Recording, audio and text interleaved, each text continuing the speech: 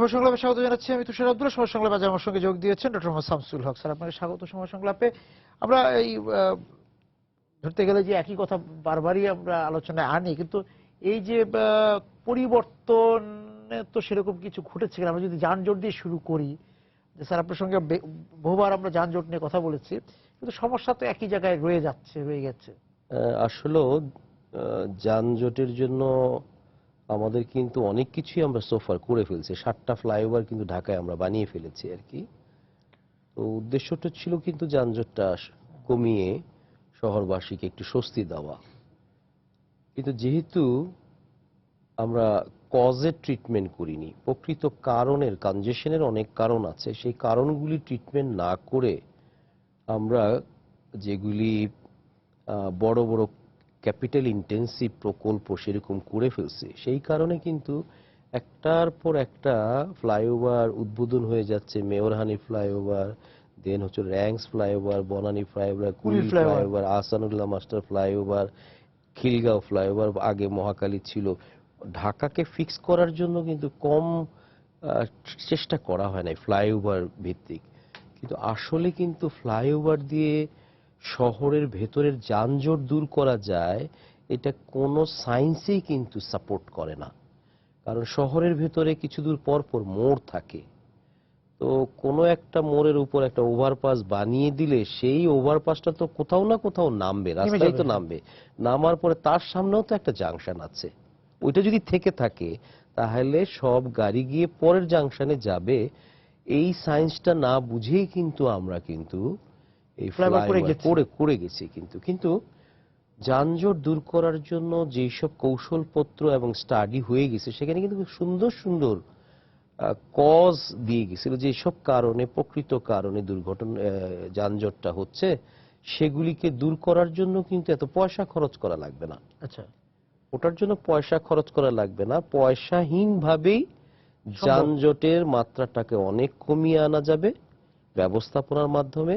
পাশাপাশি সিস্টেমটাকে তৈরি করে বাকিটাকে টেকসই করা। একটা হলো সাময়িক আমি একটা স্বস্তি দিলাম, এরপরে হলো এটাকে টেকসই করার জন্য আরো কিছু গণপরিবহন ভিত্তিক কিছু সাজেশন ছিল, কিন্তু কই আমরা করিনি। ফুটপাতটাকে দখলমুক্ত করিনি, ফুটপাতটাকে দখলমুক্ত করিনি বরঞ্চ, তো সেটা বলা ভুল হবে, বরঞ্চ এটা মাত্রা আরো দিন দিন বেড়েছে। পাশাপাশি আমাদের সাইট ফ্রিকশন, অর্থাৎ পার্কিং অ্যাক্টিভিটি যেভাবে রাস্তার মধ্যে হচ্ছে, মার্কেটের সামনে যেমন গ্রুপ পার্কিং হয় এবং এখানে যে রিক্সা থেমে রাস্তাটাকে চোকিং করে ফেলে, সেটাকে আমরা সমাধান করিনি। পথচারীর জন্য পারাপারে, পথচারী কিন্তু গাড়িকে বাধা দেয়, পারাপারের ব্যবস্থাগুলি আমরা উন্নত করিনি। এবং এগুলির জন্য কিন্তু যে পয়সা দরকার হয় তা না, এটা হলো এনফোর্সমেন্ট দরকার। এনফোর্সমেন্টের ব্যাপারেও কিন্তু এখানে সুন্দর সুন্দর সুপারিশমালা ছিল, যেগুলি করতে গেলে আপনাদেরকে কোথায় কোথায় হাত দিতে হবে।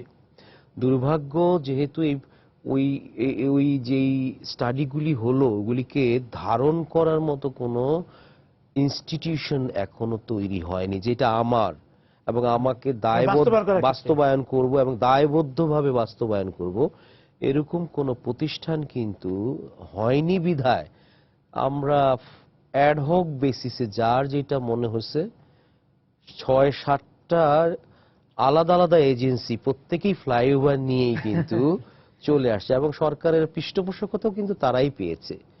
যারা গণপরিবহনের জিনিসগুলি নিয়ে আসছিল, বিআরটি, সেই আমরা 2010 থেকে বিআরটি যেটা ইমপ্লিমেন্ট করতে এক বছরের বেশি লাগার কথা না, মেট্রো মেট্রো মেট্রো, কিন্তু সামহাও প্রজেক্টগুলির পৃষ্ঠপোষকতা না থাকার ফলে ফ্লাইওভারগুলি হয়ে গেছে, হয়ে ডেফিনেটলি নিচের ধারণ ক্ষমতা কমিয়ে দিয়ে যানজটের মাত্রা ফ্লাইওভারের আপে এবং ডাউনে কিন্তু বাড়িয়ে দিয়েছে। আমরা তো এই যে মগবাজার ফ্লাইওভার বা এই যে এখন এফডিসি সামনে, সেগুলির কাজ তো চলছে, সেই এই রাস্তাগুলো তো মানে মানে পরিষ্কার হয়নি এখনো, চলছে, মানে দখলেই আছে, যে কারণে প্রতিদিন 24 ঘন্টায় সেখানে একটা জট লেগে থাকছে। আমাদের এখানে আরবান সেটিং এ কাজ করার জন্য কন্ট্রাক্টরদেরকে, একটা তো হলো পেশাদারি কন্ট্রাক্টর, এবং তাদের মধ্যে যেই আরবান এরিয়াতে মিনিমাম ইম্প্যাক্ট করে কাজ করার যে কৌশলগুলি, তারা সেটা হয়তো জানে, কিন্তু তার জন্য কিন্তু টেন্ডারে সেই পয়সাটাও কিন্তু দেওয়া থাকে না। পাশাপাশি এখানে এজেন্সিগুলির মধ্যেও কিন্তু কোঅর্ডিনেশন থাকে না, যেই কারণে দেখা যায় কন্ট্রাক্টরগুলো অনেক সময় ফ্রি স্টাইলে কাজ করে। কারণ কোনো কিছুকে সুশৃঙ্খলভাবে করতে গেলে কিন্তু কস্ট ইনভলভমেন্ট হয়। তো কন্ট্রাক্টর যেহেতু প্রফিট মোটিভ হয়, সরকারও তাকে মিনিমাম বাজেটের মধ্যেই দেয়, যেহেতু টেন্ডারের মাধ্যমে সে আসে। তো যেই কারণে দেখা যায় সে এলোমেলো ভাবে যেখানেই রাখা যায় সুযোগ সুবিধা মতো সে রেখে যায়। এর ফলে যে অন্যের চলার অসুবিধা হচ্ছে, সেটা কমপ্লাই করতে হবে, সেই কমপ্লায়েন্সের ইস্যুগুলি কিন্তু আমাদের এখানে সেট হয়নি। আমি আদায় করে নিব, আর নাহলে তাকে পানিশমেন্ট দিব, সেই লিভারেজগুলিও কিন্তু এখানে নাই। তো সেই হিসাবে আমি বলবো আমাদের প্রত্যেকটা প্রজেক্ট করতে গিয়েই দেখা যাচ্ছে অবর্ণনীয় দুর্ভোগ হচ্ছে আর কি। এটা মেয়র হানি ফ্লাইওভার থেকে আরম্ভ করে আমরা মৌচাক মগবাজার ফ্লাইওভার যেমন দেখছি, এর আগে যখন আমরা কুড়িল কুড়িল করেছি, করা হয়েছে। তখন প্রত্যেকটা জায়গায় দেখা যায় এসব করতে গিয়ে হ্যাসেল হয় অনেক।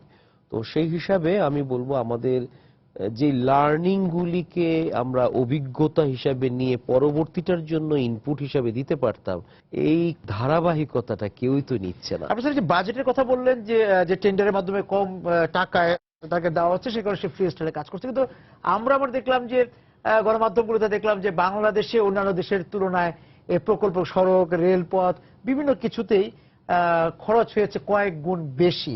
এই আলোচনায় আসতে চাই স্যার, বিরোধী থেকে এসে বেশি হয় যে কোনো অবকাঠামো উন্নয়নের ক্ষেত্রে কয়েক গুণ বেড়ে যায়, এবং আমরা দেখছি যে এশিয়ারই অন্যান্য জায়গা মানে দেশের চেয়ে আমাদের এখানে খরচটা বেশি। আসলে আপনারা যদি একটু বিশ্লেষণ করেন দেখবেন যে কাজ যখন টেন্ডারে যায় এবং কন্ট্রাক্টর যখন সিলেক্ট হয়, অ্যাওয়ার্ডিং পর্যায়ে কিন্তু যৌক্তিক দামই থাকে, কিন্তু এইটা বাস্তবায়ন করতে গিয়ে 3 বছরের প্রজেক্ট যখন 10 বছর হয়ে যাচ্ছে এবং প্রজেক্টটা যখন র্যাপ আপ হচ্ছে, তখন ঢাকা চিটাগং হাইওয়ের যেই প্রজেক্ট খরচটা দেখানো হয় পার কিলোমিটার দিয়ে খরচ দিলে কিন্তু অনেক বেড়ে যায়। যেমন মৌচাক মগবাজার ফ্লাইওভার, এটারও কিন্তু প্রায় 30% মতন কিন্তু খরচ অলরেডি বেড়ে গেছে। সামনে কিন্তু আরো সময় আছে। হাতির ঝিল প্রজেক্টও কিন্তু 2000 কোটি টাকার মতন হয়ে গেছে, ছিল 800 কোটি টাকার মতন। একইভাবে মেয়র মোহাম্মদ হানি ফ্লাইওভার 370 ছিল, হলো 670, এরপরে এখন 2200 হয়ে গেছে। তাহলে প্রজেক্ট একই থাকে, যাকে অ্যাওয়ার্ড করা হলো সেই প্রজেক্ট আস্তে আস্তে আস্তে সময় ক্ষেপণ করতে করতে করতে করতে কিন্তু এবারে তখন মূল কারণ কি এই সময় ক্ষেপণ? সময় ডেফিনেটলি একটা কন্ট্রাক্টরকে যখন মোবিলাইজ করতে বলা হয় কাজ করার জন্য, সে কিন্তু তার logistic along with man power নিয়ে কিন্তু ফিল্ডে চলে আসে। ফিল্ডে যখন দেখা যাচ্ছে কোনো একটা সাংঘর্ষিক কন্ডিশনে তাকে বক ডাউন হয়ে বসে থাকবে মাস দুয়েক, এই মাস দুয়েক কিন্তু গভর্নমেন্টকে কিন্তু তাকে টাকা দিতে হবে, কারণ মেশিনের টাকা আছে, লোকের টাকা আছে, লোকবল সব লাগবে, সাইটের একটা খরচ আছে। রাইট। তখন সঙ্গত কারণে কিন্তু সে ভেরিয়েশন চায় যে আমার যে কস্টটা আমি দিয়েছিলাম সেটা কিন্তু এই সময়ের জন্য কিন্তু কস্ট ওভাররান হবে, যেহেতু টাইম ওভাররান হয়ে যাচ্ছে। তো আমাদের দেশে আমি কি বলবো, সবকিছু অপরিকল্পিত ভাবে যেহেতু নগরায়নটা হয়ে গেছে, যেই কারণে এখন আমরা কোনো একটা কাজ করতে গেলেই এই যে অতিরিক্ত খরচটা হচ্ছে, কেউ যদি বলে এই খরচটা কেন হলো, বলবো যে অপরিকল্পিতভাবে নগরায়ন ফ্রি স্টাইলে করে গেছে, এখন টাকাও খরচ হবে কিন্তু এবং এটা শুধু মহাসড়ক বা রাজধানী সড়ক না, এটা একদম স্থানীয় সরকারের সড়ক পর্যন্ত। হ্যাঁ, সব জায়গার মধ্যেই দেখা যায় আমরা সময় মতো কাজটা করতে পারি না, কোনো না কোনো গ্রাউন্ডের কনস্ট্যান্টের জন্য আমাকে সময়টাকে বাড়িয়ে ফেলতে হয়। পাশাপাশি আমাদের দেশের কিছু কিছু জিনিস আছে যে ইম্পোর্টেড হয়, বা আমাদের নিজস্ব সম্পদ কিন্তু খুব কম। এখন যেমন সিমেন্টটা আমাদের, রডটা আমাদের, আগে কিন্তু তাও ছিল না, আমদানি করতে হতো।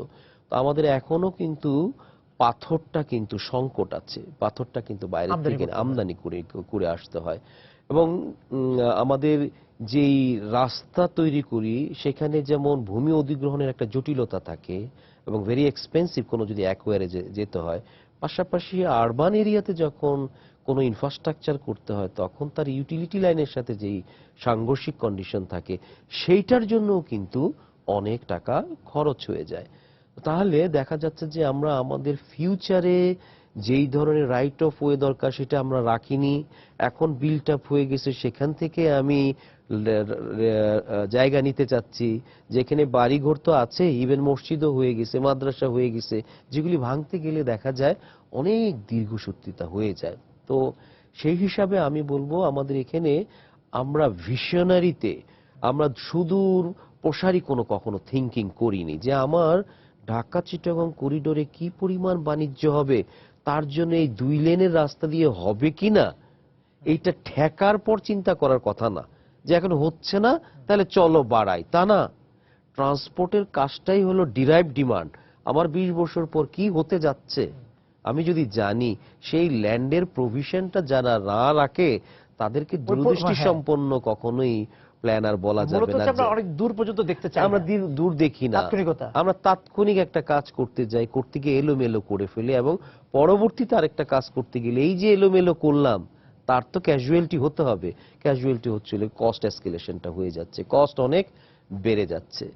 আমরা যদি সত্যি এটা কোনো জবাবদিহিতা নেই যে একনেকে বা পরিকল্পনা কমিশন বা একনেক, তারপর আমাদের আরো যে যে অর্থনৈতিক যে কমিটিগুলো আছে যেখানে জবাবদিহিতার বিষয় আছে সরকারের, সেখানে হয় না, তখন তারা প্র্যাকটিক্যাল কিছু প্রবলেম দেখায়। যেমন আমি মসজিদের জমি অধিগ্রহণ করতে গিয়ে আমার 2 বছর চলে গেছে।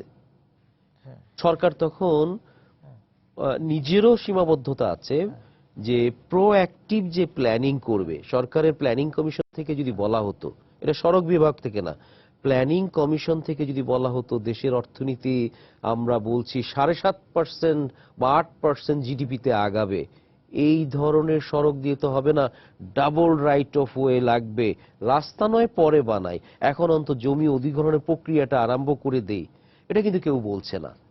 প্রজেক্ট যখন আসে তখন জমি অধিগ্রহণে যায়, প্রজেক্ট যখন ইমপ্লিমেন্ট করতে যায় তখন ইউটিলিটি লাইন সরাতে যায়। এটাকে বলা হয় রিঅ্যাক্টিভ ডেভেলপমেন্ট। রিঅ্যাক্টিভ ডেভেলপমেন্ট করে কখনো কিন্তু কস্ট সেভ করা যায় না। আমি যেটা ব্যক্তিগতভাবে মনে করি, সরকারের উচ্চ পর্যায় থেকে যদি সত্যিকার অর্থে বলতো যে না, আমাদের অর্থনীতির জন্য যেই অবকাঠামো দরকার, আমরা 4 লেন করে উল্লিখিত হয়ে যাচ্ছি, না না 16 লেন করলে একসময় হবে না, তাহলে 16 লেনের তো জায়গা নাই, তাহলে মাল্টিপারপাস ওয়েতে আমি একই জায়গাটাকে কিভাবে করতে পারি, আর অতিরিক্ত আরো কিছু জায়গা লাগবে কিনা। ঠিক আছে, এখন প্রজেক্ট না করি, তাহলে এই ল্যান্ডগুলি আমি ফিউচারের জন্য প্রোটেক্ট করে রাখি। প্রত্যেকটা দেশ কিন্তু তাই করে। কোথায় কতটুকু জায়গা লাগবে, মানুষ তো বসে থাকবে না, মানুষ উন্নয়ন নিজেই করে ফেলবে। সুতরাং সে আসার আগে আগেই আমি ভূমি ব্যবহারের নিয়ন্ত্রণটাও আমার হাতে রেখে দিই, এবং বিশেষ করে মহাসড়কের পাশে। তাহলে ভূমি ব্যবহার এবং সড়ক এই দুটা সমন্বিত যখন হয়ে যায়, তখন কিন্তু ওটাকে বলা হয় পরিকল্পিত উন্নয়ন। তখন রাস্তারও প্রোডাক্টিভিটি অনেক বেশি হয়, রাস্তা ঘন ঘন বানাতে হয় না। আমাদের রাস্তা এখন ঘন ঘন বানাতে হচ্ছে, এবং ঢাকার বাইরের অবস্থা খুবই শোচনীয়। ঢাকার বাইরের যে বিভিন্ন জেলা উপজেলা পর্যায়ের সড়কগুলো কিন্তু এখন ওই জায়গায় তো এখন মনে হয় 4 লেন প্রয়োজন দেখা দিয়েছে। এই ঢাকার বাইরের রাস্তা সম্পর্কে স্যার আমি একটু বিরতি থেকে আসছি। তাহলে হচ্ছে আমরা যদি একদম গাজীপুর দিয়ে বেরোই, আমরা যদি গাবতলী দিয়ে বেরোই, আমরা যাত্রাবাড়ি যেদিকেই যাই না কেন, এবং পরবর্তীতে সিলেট, রাজশাহী, উত্তরবঙ্গের রংপুর থেকে যদি বেরোয়, বগুড়া দিয়ে যদি বেরোয়, সেখানে কিন্তু এখন মনে হচ্ছে যে ওই রাস্তাগুলো, এবং সিলেট থেকেও যদি আপনি সুনামগঞ্জের দিকে যান একই অবস্থা, তো সব জায়গায় এবং 4 লেন সেখানেই এখন মনে হয় প্রয়োজন দেখা দিয়েছে। আসলে যেটা হচ্ছে, এরা যে সড়কগুলির কথা বললেন, মহাসড়ক এবং আঞ্চলিক সড়কগুলি, এই সড়কগুলি কিন্তু দূরপাল্লার গাড়িগুলোর চলাচলের জন্য কিন্তু করা ছিল, দূরপাল্লার। কিন্তু আপনি এখন দেখবেন প্রতিটা ন্যাশনাল হাইওয়ে, রিজিওনাল হাইওয়ের আশেপাশে কিন্তু মানুষজন ব্যবসা বাণিজ্যের জন্য কিন্তু রাস্তার পাশে চলে আসছে, এবং ওই রাস্তাটাকে ভিত্তি করে কিন্তু ডেভেলপমেন্ট করে ফেলছে। এটাকে আমরা বলি রিবন ডেভেলপমেন্ট। তাহলে রিবন ডেভেলপমেন্ট হলে পরে কিন্তু স্থানীয় পর্যায়ের কিন্তু আরেকটা চলার চাহিদা চলে আসে। তাহলে যেই রাস্তাগুলি করা হয়েছিল দূরপাল্লার গাড়ি মুভমেন্টের জন্য, এখন দেখা যাচ্ছে স্থানীয় পর্যায়ের মুভমেন্টও কিন্তু অনেক বেড়ে গেছে, যার ফলে দেখা যায় এই রাস্তাগুলি এখন মনে হচ্ছে সাফিসিয়েন্ট, শুধু না আমি বলবো ইনএডিকুয়েট, এবং এটার দ্রুত এক্সপানশন দরকার। কিন্তু দুর্ভাগ্য, এর কিন্তু প্রভিশন আমরা রাখিনি। মানুষ কিন্তু এখন বিল্ট আপ করে ফেলছে, মাল্টি স্টোরি বাণিজ্যে চলে গেছে। তো এখানেই আমরা বলি আছে এই জিনিস কি অন্যান্য দেশে হয় না? সবাই তো কিন্তু রাস্তার পাশে এসেই কিন্তু অ্যাক্সেসটা নিয়েই সে বাণিজ্য করতে চায়, তাহলে তারা কিভাবে সামাল দেয়? এটা কি আমরা এখানে রেপ্লিকেট করতে পারি না? কিন্তু দুর্ভাগ্য আমরা রেপ্লিকেট করিনি। যারা সড়ক নিয়ে আছেন শুধু সড়কটা নিয়ে আছেন, এবং সড়কের এক্সপানশন করার কথা কখন চিন্তা করে জানেন? যানজট হচ্ছে হচ্ছে ক্ষতির পরিমাণ কেমন? অনেক ক্ষতি। কত? 20,000 কোটি। তো এইবার মনে হয় একটু এক্সপানশনে যাওয়া যায়।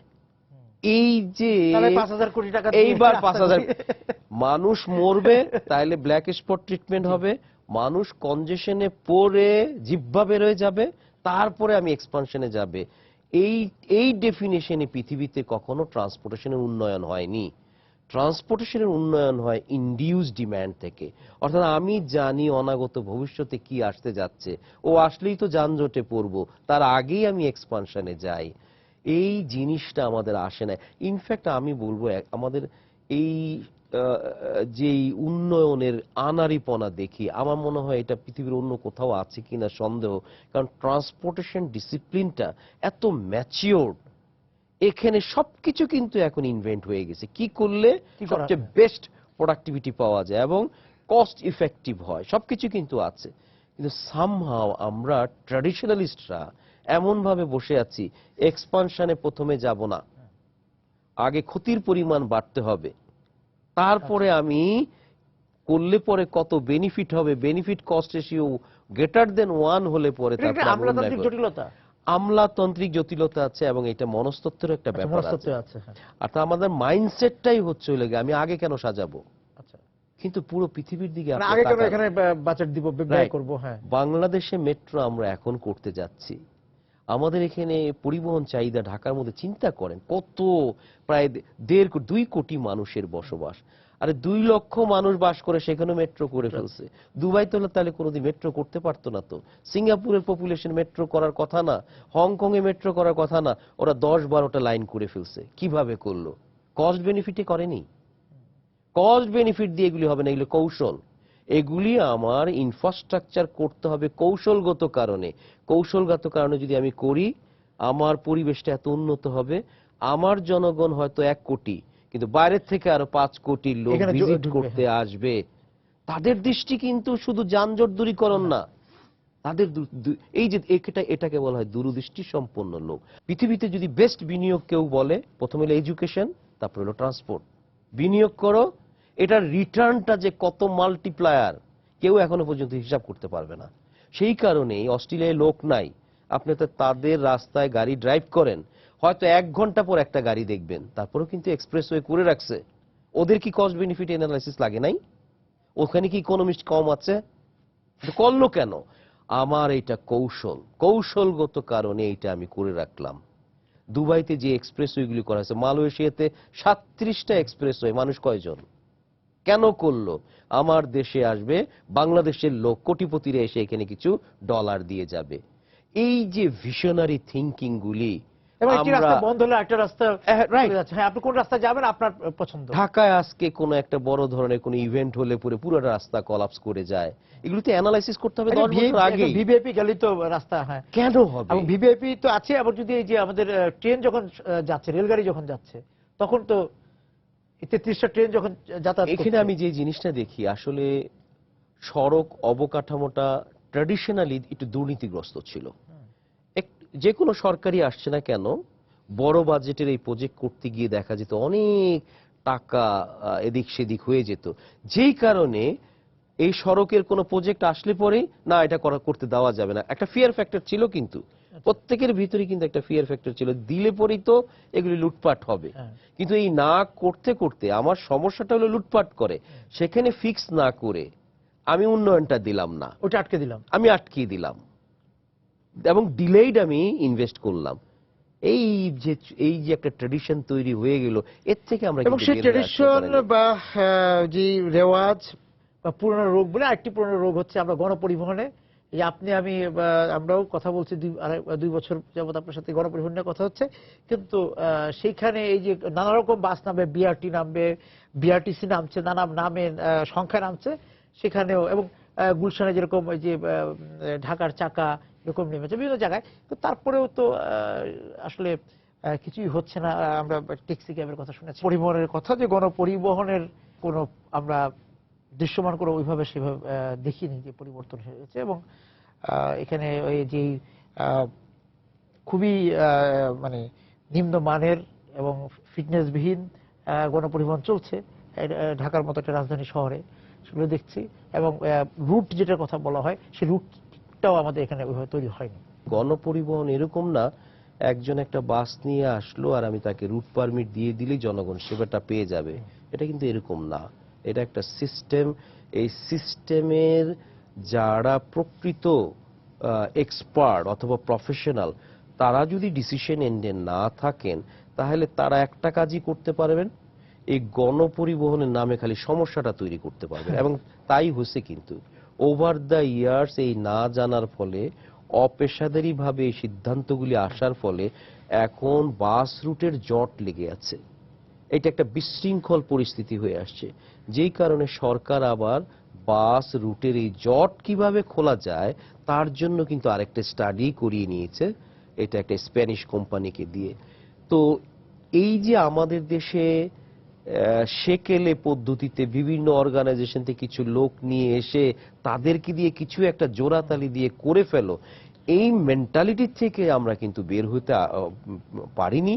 এবং না পারাটা এটা কিন্তু একটা বিরাট একটা সেটব্যাক দিয়ে দিবে আমাদের ট্রান্সপোর্টেশন সেক্টরে। এখানে একটু বলি যে জরিপ করিয়েছে বলেন স্প্যানিশ একটা কোম্পানি, এরকম জরিপ তো অনেক হয়েছে, কিন্তু বাস্তবায়ন আমরা কতটা দেখতে না, হয়নি। ওটা প্রজেক্টটাই ছিল হলো বাস কনসলিডেশন অ্যান্ড রুট রেশনালাইজেশন। আচ্ছা, যে কয়টা রুট থাকলে পরে রেশনাল হতো। ওরা দেখলো যে এখানে প্রায় 160টার মতো রুট আছে, যেগুলি কিন্তু এতগুলি থাকার দরকার ছিল না। কারণ যারা দিয়েছেন তারা তো বিশেষজ্ঞ না, আসছে বিভিন্ন কায়দায় দিয়ে দিছে। শুধু বাসের পারমিট দেয় নাই, একই করিডোরে আবার ওই দুরন্ত ম্যাক্সি লেগুনা দিয়ে দিছে। আরেকটা ব্লান্ডার গুলি করে, এবং এখনো কিন্তু করে যাচ্ছে, এখনো করে যাচ্ছে। যেখানে বাস দিয়েছে ওখানে মিনি বাসও দিয়েছে, আবার বিআরটিসিও দিয়ে দিছে। আবার লেগুনাকে বলেছে তুমিও চলতে পারো, তুমিও চলো। আবার রাস্তাও নাই, আবার বাসের বেও নাই, আবার টার্মিনাল নাই। এবং লেওভার টার্মিনাল দরকার হয় সিবিডিতে, কারণ একমুখী গাড়ি যখন সকালবেলা আসবে সব বাস তো আর ফেরত যাবে না। তো এই ধ্যান ধারণা করার জন্য লোকগুলি নাই। বাইরে যেয়ে দেখবেন আপনারা, জাস্ট একটা বাসে যদি আপনারা চলেন, দেখবেন ওই বাসটা চলার পথে আপনাকে বিভিন্ন রকম কমফোর্ট দিবে। বাস স্টেশনে দাঁড়ালে পরে আপনি বুঝতে পারবেন কোন বাসটা কতক্ষণ পরে আসতেছে, তার একটা শিডিউল থাকে। এবং আপনি নামার পর যেই ডেস্টিনেশনে যাবেন সেটা যদি দূরে হয়, সুন্দর করে কাভার্ড একটা ওয়াকওয়ে দেওয়া থাকবে। অর্থাৎ যে পরিকল্পনায় আছে সে শুধু বাস নিয়ে না, বাসের রুট পারমিট দেওয়াটা ক্রেডিট না, একটা লোককে ফুল স্যাটিসফ্যাকশন ডোর টু ডোর কিভাবে সার্ভিস দিতে হবে তার মিসিং লিঙ্কগুলি পরবর্তী গন্তব্যটাও তারা ঠিক করে দিচ্ছে আমি কিভাবে যাব। কিন্তু আমাদের এখানে যারা বসে আছে, হ্যাঁ কে বলছে কে নামাবে, কোন রুটে নামাবে, আচ্ছা ঠিক আছে দেখো নামানো যায় কিনা, ওর যেই অনুমোদন দিয়ে দিলে পর ভুলে গেল। পুরো পৃথিবীরই একটাই একটা এক্সপেরিয়েন্স, কেউ যদি টেকসই সমাধান দিতে চায় তাহলে গণপরিবহনটাকেই লালন করতে হবে, ধারণ করতে হবে, পালন করতে হবে, সবকিছু। গণপরিবহন বড় সমাধান না, কারণ ট্যাক্সি ক্যাবটা মানে একটা শ্রেণীর জন্য। ট্যাক্সি ক্যাবও কিন্তু কমপ্লিমেন্টারি হয়। বাস যেই রুটে চলে, কোনো একটা ডিগনিটারি যদি বা বিদেশি, আমরা যারা বাইরে যাই অনেক সময় এয়ারপোর্ট থেকে আমি হোটেলে যাব, ট্যাক্সি দিয়ে গেলাম, তারপরে আমি কিন্তু বাসে যাচ্ছি। তো ট্যাক্সি হলো ফিডার হিসাবে কাজ করে, বা সাবওয়েতে যাচ্ছে, হ্যাঁ ফিডার হিসাবে কাজ করে, connecting. At the end of the day বাসেই কিন্তু আপনাকে মেইন যে ডিমান্ডটা আছে সেটাকে সোক করবে। আর ওদের দেশে যেহেতু রিক্সা নাই, ওদের যেহেতু প্যারা ট্রানজিট গুলি নাই, তখন ট্যাক্সিটা সেটা তখন ফিডার হিসাবে ও টার্মিনালে নিয়ে যাচ্ছে, রেল টার্মিনালে নিয়ে যাচ্ছে, নৌ টার্মিনালে নিয়ে যাচ্ছে, বাস টার্মিনালে নিয়ে যাচ্ছে। বাস টার্মিনালে আবার দেখেন, আমি যেটা বলছিলাম, পেশাদারি আবার লোক জানে যে আমাদের ফার্ম গেট হচ্ছিল একটা হাব। এই হাবে যদি আমি ট্রান্সফার ফ্যাসিলিটি দিতে যাই, এক বাস থেকে আরেক বাসে উঠবে, তাহলে ওখানে কিন্তু একটা ট্রান্সফার ফ্যাসিলিটি থাকা দরকার ছিল। ওখানে ট্যাক্সি এসে থামার একটা জায়গা ছিল, এখানে একটা রিক্সা এসে থামার কথা ছিল, একটা সিএনজি এসে যাত্রী নামাবে, সেই যাত্রী বড় বাসে উঠবে, সে টঙ্গীতে চলে যাবে। মহাখালী টার্মিনালের মতো হওয়া দরকার ছিল। এই চিন্তা করবেটাকে? এই পেশাদারি ইনস্টিটিউশনগুলি রাখে নাই সেটা বড় কথা না, এখনো কিন্তু নাই। মানে কবে ভাবনার মধ্যেই নাই। ভাবনার মধ্যেই নাই।